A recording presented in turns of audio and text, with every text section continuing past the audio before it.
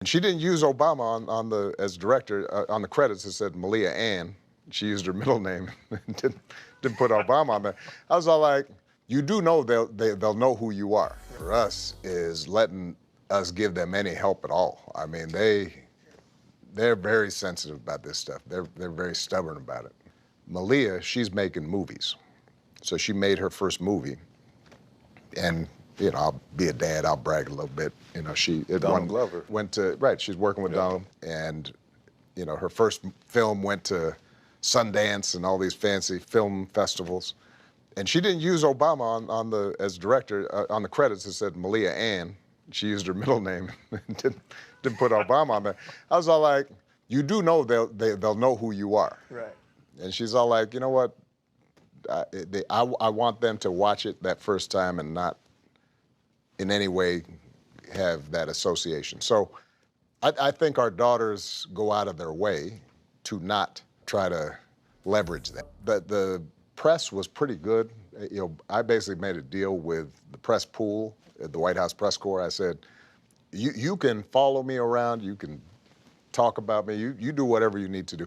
Leave my children alone because they have the right to grow up. They didn't choose this, right? Let them grow up. And to the credit of the press, they did leave them alone.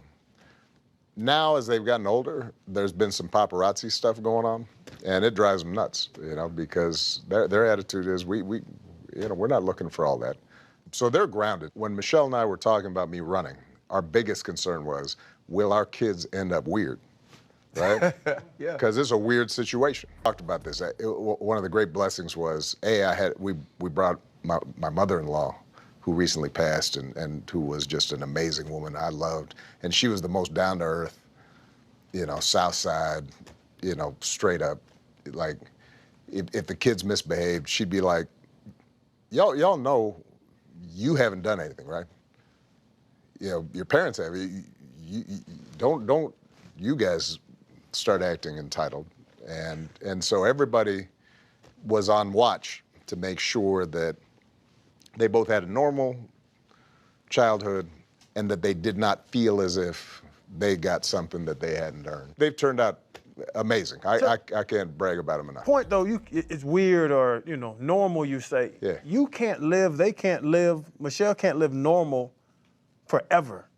Like, honestly, like, we seen these big bastards walk in when you walked in. Like, yeah, if I get up right now, they're gonna jump on me. Like, that thought of that you can't go run and grab something to eat if you want it. No. You can't just go on vacation. Like, it's different. But is it worth it that the rest of your life is what it's gonna be? You know, I talked about this the other day because somebody asked me, what do you miss most?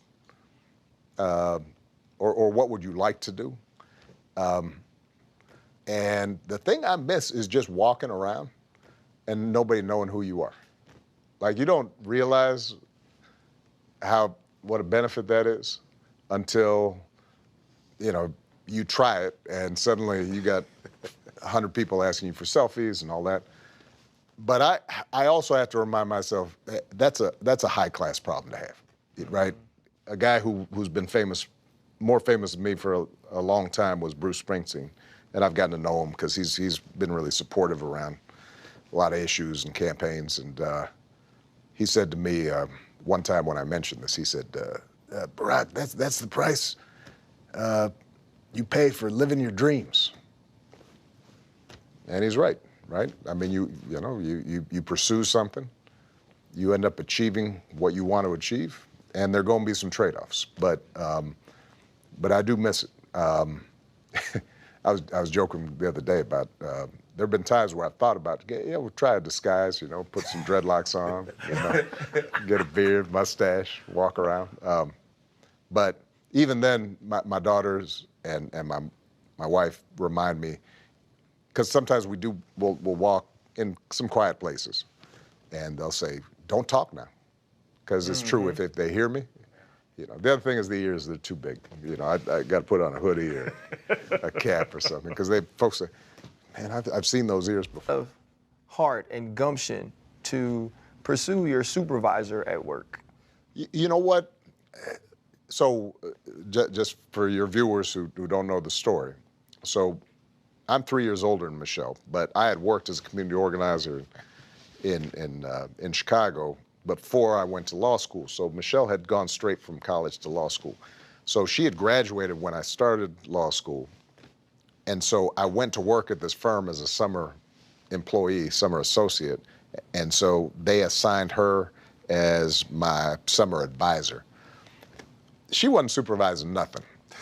She was showing me where the Xerox machine was. She was showing me, you know, how to keep your timesheets. And she was taking me out to lunch because they were trying to recruit me. And so we do it on the firm's dime. So it wasn't that hard. I asked her out after knowing her about 2 weeks. And she's all like, no, I can't because I'm your supervisor. I said, you're not supervising anything. I said, you know what, I'll quit my job and then you go out with me. There we go. And she said, no, I'm not doing that. You know, I'm tired. I'm not concentrating on men right now anyway because y'all are trifling. And, but I was just charming. and you still are. So I'm just saying, I broke her down after